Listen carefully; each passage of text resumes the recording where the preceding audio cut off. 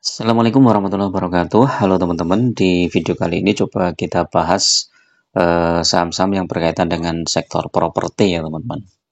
Karena ini isunya bahwa Prabowo akan hapus pajak properti ya. Sehingga saham-saham yang berkaitan dengan properti ini eh, kemungkinan besar akan booming teman-teman.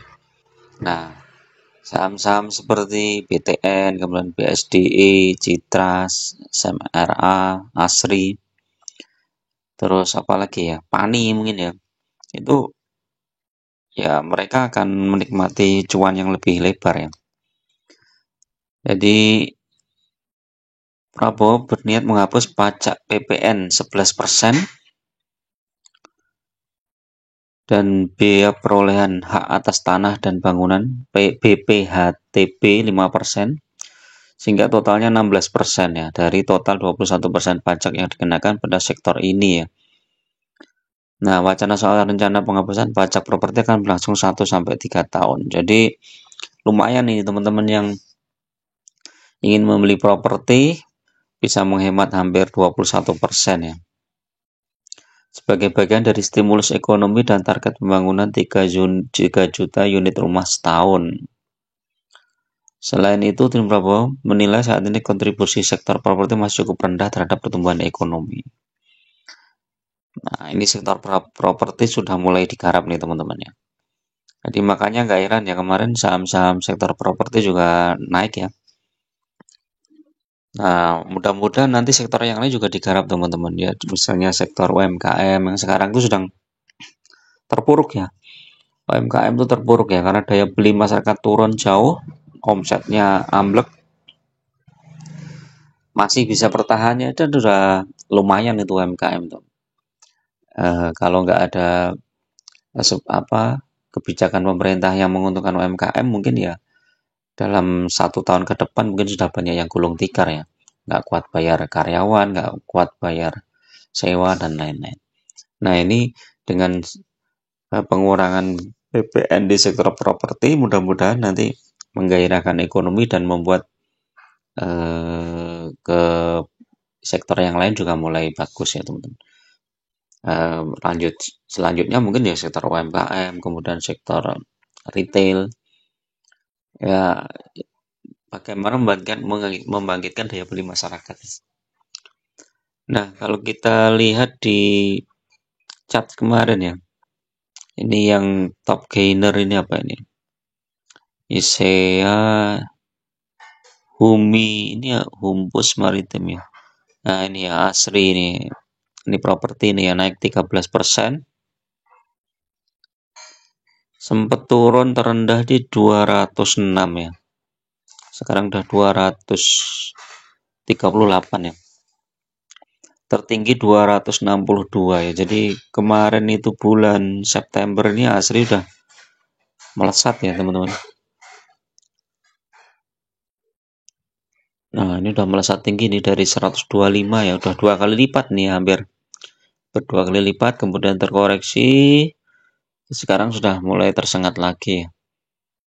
Kemudian BSDE ini juga ini naik, nah ini tertinggi di 1340 ya, kemungkinan dia akan mencapai itu dulu ya, sebelum nanti mungkin koreksi ya. Tapi kalau kita lihat isunya ini mungkin masih sampai dengan akhir Oktober masih bagus ya. Paling tidak sampai pelantikan lah ya. Pelantikan presiden itu masih aman ya. Ini ada apa ini? Satu properti. Ini juga naik. Ini hampir naik semua nih properti-properti ya. Cuman teman-teman harus hati-hati ya. Lihat lihat juga fundamentalnya. Jangan hanya sekedar lihat harga sahamnya naik langsung masuk gitu ya. Jawa ini apa ini?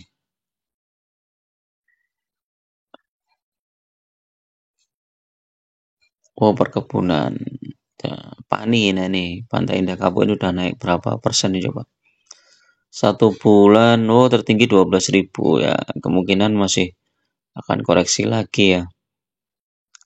Agung Podomoro, nah, ini udah naik berapa persen nih? 5,9%. Citra juga naik berapa persen nih? 5%. Rata-rata udah naik 5% ya teman-teman.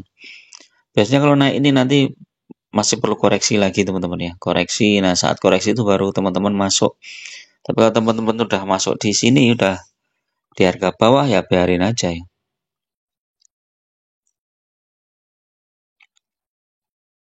Ini PBV 1,14, PER-nya 7. Ini lumayan bagus ini ya.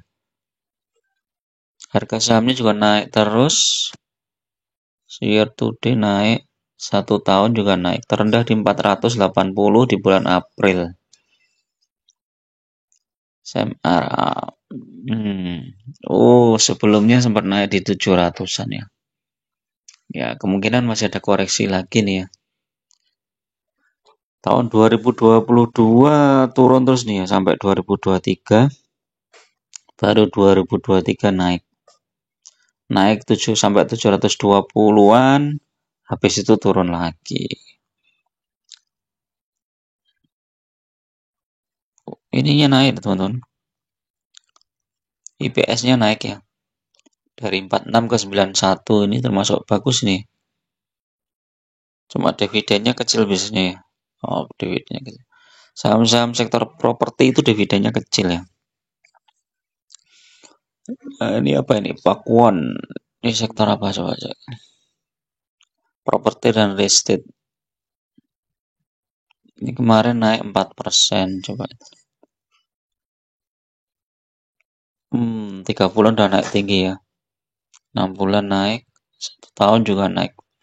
Terendah di 366.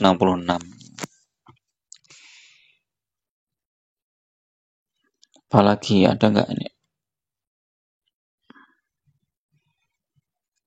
Nah, ini kalau kita lihat ya, BTN itu juga terpengaruh juga nih teman-teman.